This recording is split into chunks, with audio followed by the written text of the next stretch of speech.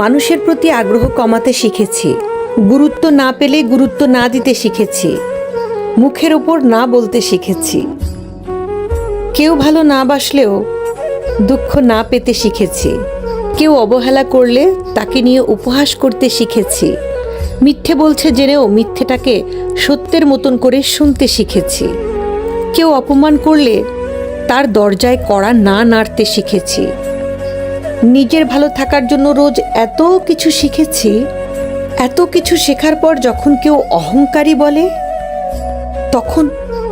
তখন তাকে পাত্তা না দিতেও শিখেছি। দিনকালের সাথে সাথে নিজেকে আপডেট করতে হয়, নিজের মুড চেঞ্জ করতে হয়, নিজেকেও ভালোবাসতে শিখতে হয়, নিজের দায়িত্ব নিজেকেই নিতে হয়। কারণ দিন শেষে নিজেকে একাই স্বাবলম্বী হতে হয়। কে কি ভাবলো দেখলে চলবে না।